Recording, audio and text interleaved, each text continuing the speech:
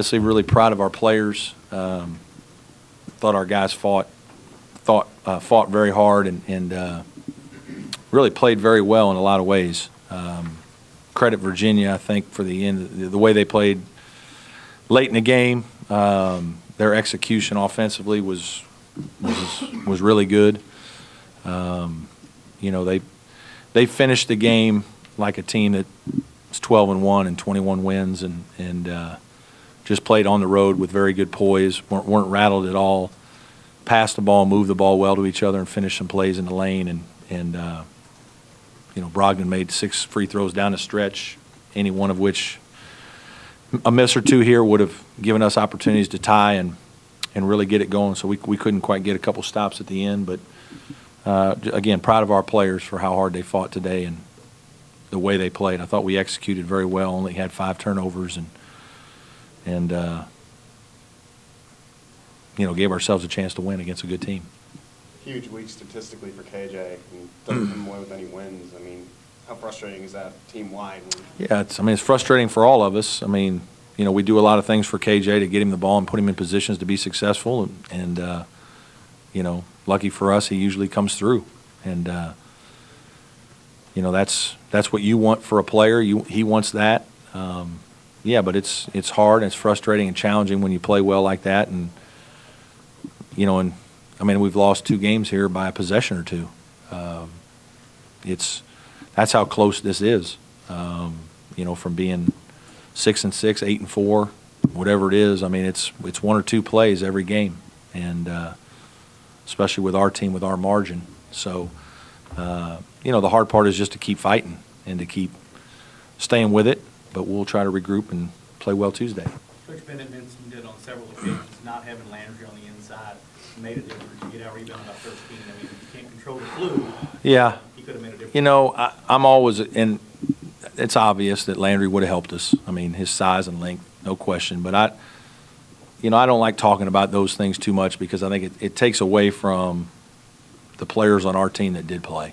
And, you know, those guys fought today. And they did some good things for us, Josh and City, and competed hard. And we were in position to have a chance to win. Without Landry, we just weren't good enough to get it done. Brad, I think they missed 16 in the first, 19 in the second half. Yeah. And you tied at the end of that Yeah. slump. Are you thinking at that point that we should be up?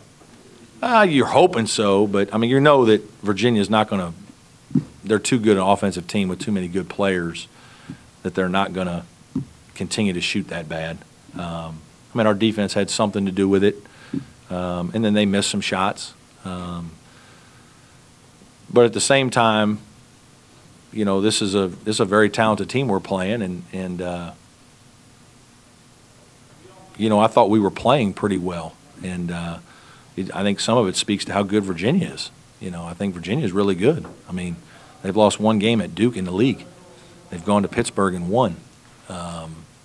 You know, they're pretty good, and they're playing very well right now. You're playing a team that plays the game with so much confidence. They can tell they're having a great year, and you know, they didn't once get rattled in the game, and you know, we couldn't get the stops down the stretch that we needed to get the lead or to tie it in the last couple minutes, and that was really the difference. Down 3, 12 seconds to go. Was that the shot you wanted to get? We had 2 options on the first play where we were looking at Roper coming off a couple screens to the corner, and then we had KJ at the top. And you know, I didn't see it enough to know if KJ's open. You know, I mean, you just give the ball to Rod and have a little misdirection and some screening action. And you know, it's hard in those scenarios because now the defense knows you're probably trying to score 3. You don't have to shoot a 3 with 12 seconds left, but you know, we were going to take a 3 if we could get one. If not, you know, drive it to the rim, make a play. And then obviously the ball gets knocked out of bounds. So now you're kind of yelling at the guys something you've practiced, but it's not, you haven't done it right away. And so now we tried another thing where we send Roper off the backside, and, you know, we threw it to him, and Rope probably panicked a little bit and probably should have tried to take a dribble or whatever, but he was guarded. Again, it's, you know, they know you're trying to make a 3, and so they're guarding you for 3. It's, you know, those things are hard to do. You get every once in a while you get something what happened at Notre Dame where KJ breaks wide open and has an open shot, but more times than not, a guy gets a ball and he's got to make a guarded shot in those scenarios, and we didn't make it. Whether it's Roque, DeMarcus, whoever it is, I mean, is there enough time here to develop a second scoring option here behind KJ? Oh, I don't know. I mean, we just keep playing guys, and at least today we got some baskets out of all of them, and that was good. I mean, it would be nice if one of them would separate themselves consistently, but that's just not been the case. A guy will make a couple shots and then he'll go 10 minutes without making a play, and that's. I was really proud of Austin. I said on my radio show on Monday that, Austin was really lost early in this season. He just, especially defensively, he just wasn't. The pace was too fast for him, and he'd make a basket or two in practice, but he would struggle defensively tremendously, and his strength was very low. But he's gotten stronger through the course of the season. He's lifted more. The game has slowed down for him a little bit, and he's a confident offensive player. And so I said on Monday, hey, he's about ready because he's starting to play well in practice. For about 2 weeks, he's played well in practice and earned the right to get significant minutes. And so I had a plan that I was going to play him today, and I'm proud of the way he stepped in and played with great poise and made 2 big shots and gave us a little something. And hopefully we can build on that. And he's another guy that we'll give a shot to. When you look at KJ and the team, especially the team that played today, these guys have shut down some of the best players in the league all year long, and today KJ goes for 24 on them. Can you talk about how he's kind of put himself up there? And do you start talking about pushing him as first team all ACC to make sure? No, I've been pushing him all year. Every time I talk to people, I say I hope people take notice of the kind of player he is. He's having a fantastic year, and his consistency is what we've all been hoping to see, and I think he's starting to show that.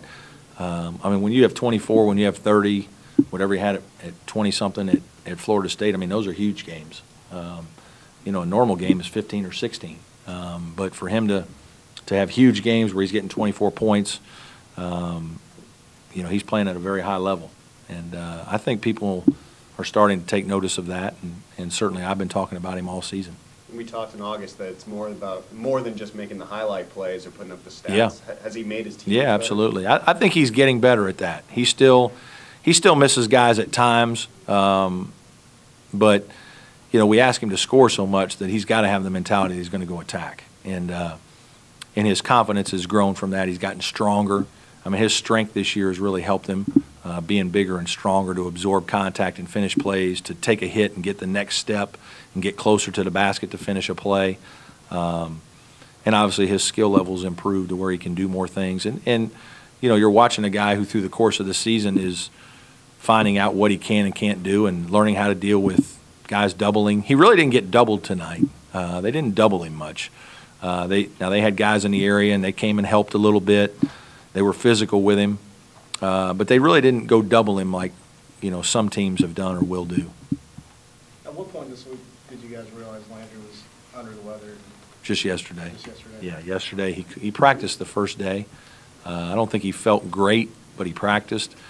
And then yesterday he was sick all day at 103-degree temperature and hasn't eaten. And I think it went down a little bit for a while, but it was 101 or more today, and there was just no chance for him to play. So I guess it's something y'all still continue to try to get him better. Yeah, we hope that there might be a chance that if he could keep some food down and have some sort of energy level, maybe he could come in for a little while. But really, we knew it was doubtful last night, and no chance this morning. Was Jordan's limited play because of matchups, or was he going sick too? No, it was more of just other guys. I mean, we have so many of them. It's, he hasn't played so well that he deserves to.